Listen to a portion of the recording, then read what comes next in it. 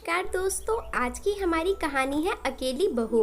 अरे बहू, अभी तक सब्जियां धुली नहीं, पोंछी नहीं और फ्रिज में भी नहीं रखी है। सुबह सुबह सब्जी मंडी से सब्जी ले आया था मैं। 9 बजने को है और फ्रिज की सफाई कब करोगी? खाना बच जाता है तो कम बनाया करो। यह अरबी की सब्जी परसों की है ना, कल ही खत्म कर देनी चाहिए थी। सुखवंत जी फ्रिज खोले खड़े थे। कमरे में 2 साल की पीहू को संभालते हुए नंदिनी एकदम से घबरा गई। सुबह से काम में लगी हुई है, अब पीहू उठ गई तो उसके साथ भी तो लगना होता है, तो सब्जियां रखने का समय ही नहीं मिला। और ससुर जी भी तभी फ्रिज खोलते हैं या उसी काम को देखते हैं जो अधूरा रहता है।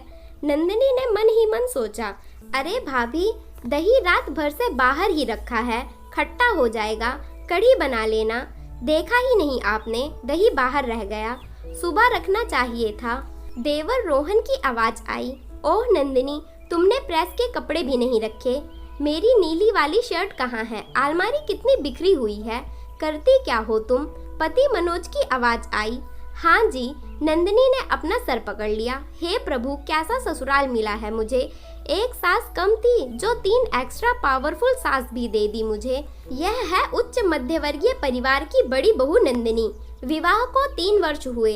1-2 वर्ष की बेटी पीहू की जिम्मेदारी के साथ साथ पूरे घर की जिम्मेदारी भी संभालती है। सासू जी तो वैसी ही हैं जैसी सबकी होती हैं, पर यहाँ सबसे बड़ी परेशानी घर के पुरुषों की है।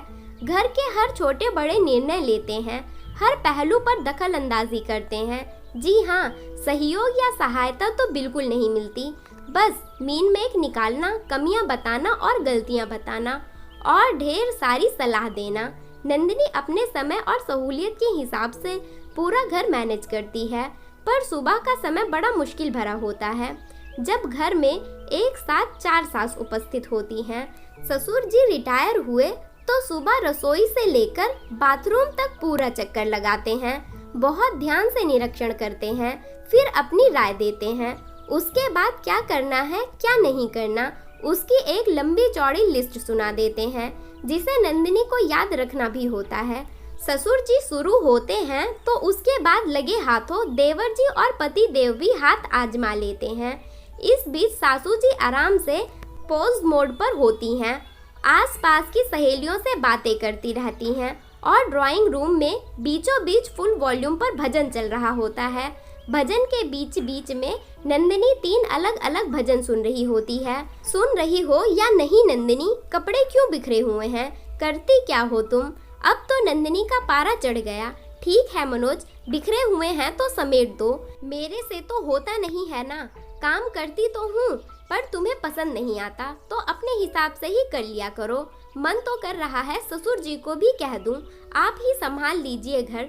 थोड़ी देर बड़बड़ करने के बाद मनोज बाथरूम में नहाने चला गया। नंदिनी ने पीहू को तैयार किया और बाहर लेकर आई। जमीन पर चटाई पर कुछ खिलौने रखे। कहने को घर में सभी लोग हैं, पर पीहू की कोई जिम्मेदारी नहीं लेता। नंदिनी चाह रही थी कि ससुर जी रसोई से चले जाएं, ताकि वह सुकून से अपना काम कर सके। डरते डरते वह रसोई में आई तो घबरा गई। ससुर जी पूरा फ्रिज खोले बैठे थे और देवर जी फ्रिज में रखे हर सामान को खोल खोल कर बाहर निकाल रहे थे। पापा जी, भैया क्या कर रहे हैं? मुझे नाश्ता बनाना है, फिर पीहू को नहलाने का समय हो जाएगा, इनका भी टिफिन तैयार करना है। बहू, रसोई में डिब्बे रखने का सिस्टम बदल दिया है क्या? कोई डिब्बा नहीं मिलता। जब तुम्हारी मम्मी जी काम करती थी तब रसोई कितनी चकाचक रहती थी, और जब काली दाल रखी है तो फिर किराने के सामान में क्यों लिखवाई है? घी इतनी जल्दी खत्म हो गया, मलाई इकट्ठी करके बना तो सकती हो ना, ससुर जी ने कहा। नंदिनी चुपचाप सुने जा रही थी और जल्दी जल्दी पोहे भिगोए और आलू काटने लगी। अरे भाभी, थोड़े छोटे आलू काटा करो, देवर रोहन ने कहा।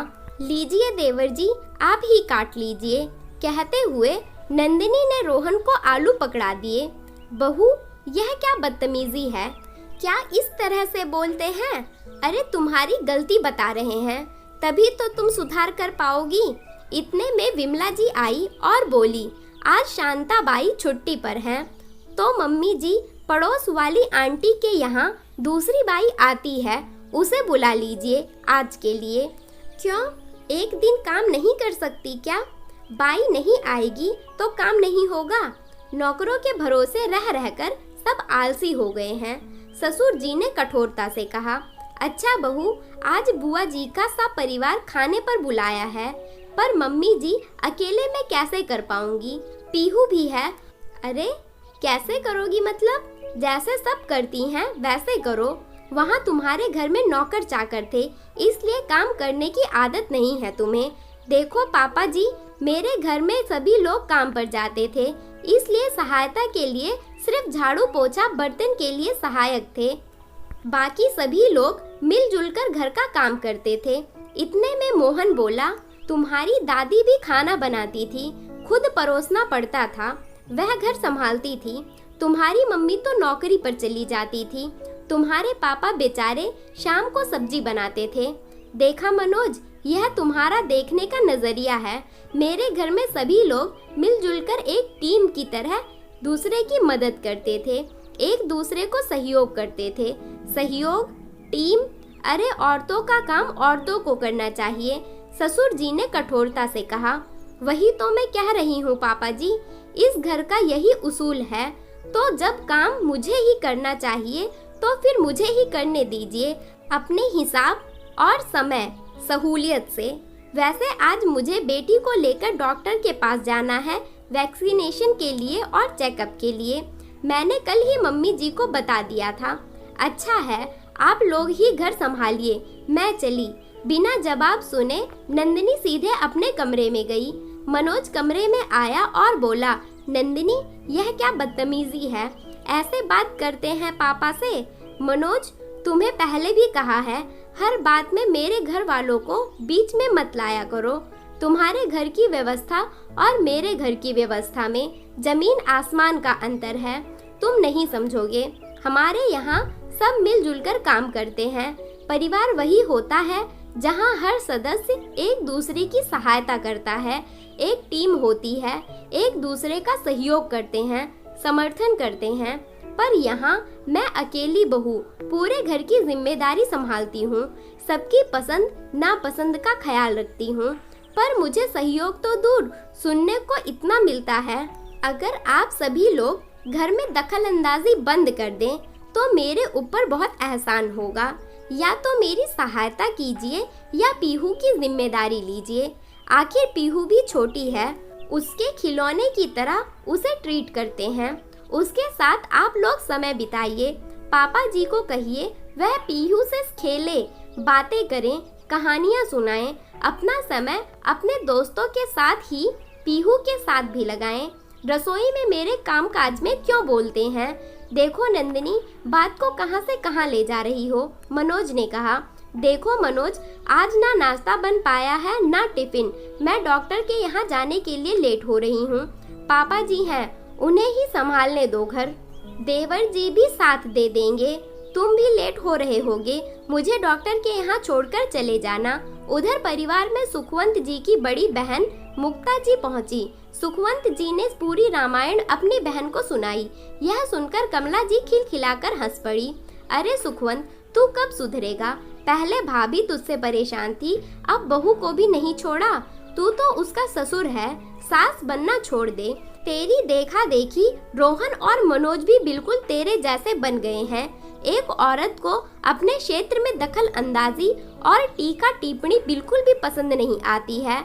या तो उसके अनुसार उसकी मदद करवाओ, जिम्मेदारियां लो, या फिर उसको बिल्कुल फ्री छोड़ दो। अरे दीदी, फ्रिज की हालत देखी आपने? सब्जियां बाहर ही पड़ी थी, खराब हो जाती तो पड़े रहने दो। 8 बजे लाए ना। बहू तो बिजी थी, वह 2 घंटे बाद रख देती, पर काम तो करती ना, अपने हिसाब से रख देती। अब तेरे हिसाब से यदि रखना है तो। बुआ, दही रात भर बाहर ही पड़ा है, भाभी ने अंदर नहीं रखा, खट्टा हो गया। वह तो मैंने कहा कि कढ़ी बनाना, रोहन ने गर्व से बताया। रोहन, ज्यादा बड़बोला मत बन, भाभी है वह तेरी। इस तरह का व्यवहार करेगा तो तेरी बीवी से रोजाना मार खाएगा। दही बाहर पड़ा था, देखा तूने तो तू रख देता। भाभी को बताना मतलब तू उसकी गलती निकाल रहा है। कितना बुरा लगा होगा उसे। तू उससे छोटा है तो उसे कढ़ी बना लेना ऑर्डर देगा तू। ठीक से भी तो कह सकता है, भाभी समय मिले तो कढ़ी बना लीजिएगा। अब क्या बनाना है क्या नहीं, इसका फैसला नंदिनी पर छोड़ दो। इतने नखरे क्यों करते हो? आज अगर विमला या नंदिनी तुम्हारी दुकान पर आकर टीका टिप्पणी करे, गलतियां बताएं, तुम्हारे आसपास घूमते रहें, तो तुम्हें कैसा लगेगा? यह सुनकर सुखवंत जी और रोहन चुप हो गए। चलो मनोज की क्लास तो शाम को लूंगी। उसे समझाया था मैंने कि मदद किया कर, फालतू मत बोला कर। अब उसके पास एक बच्चे की जिम्मेदारी भी है। बेटी के साथ समय बिताओ। और रोहन तू भी घर के कामकाज सीख ले, तू खुश रहेगा। घर गृहस्थी की जिम्मेदारी पति पत्नी दोनों मिलकर उठाते हैं, नहीं तो पत्नी यह कह कर चली जाएगी कि ससुर जी संभालो घर, मैं चली। उधर नंदिनी परेशान होकर अपनी सहेली के घर गई। शाम को जब लौटी तो घर की काया ही पलट गई थी। रसोई में पकवानों की खुशबू आ रही थी। कमला जी और विमला जी खाना बना रही थी। ससुर जी और रोहन टेबल जमा रहे थे। अरे बहू आ गई, जाओ फ्रेश हो जाओ, हमें पीहू को दे दो, हम संभाल लेंगे उसे। जी ससुर जी, आप ही संभालिए इसे, कहते हुए नंदिनी अपने कमरे में आ गई।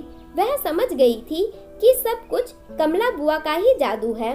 मन ही मन बुआ को धन्यवाद दिया। कमला वह दूसरे शहर में रहती थी, कभी कभार आती थी, पर आज नंदिनी ने शायद कुछ ज्यादा ही सबको सुना दिया था। इसकी शिकायत सबने कमला बुआ से की थी और कमला बुआ ने ही यह रास्ता सुझाया था।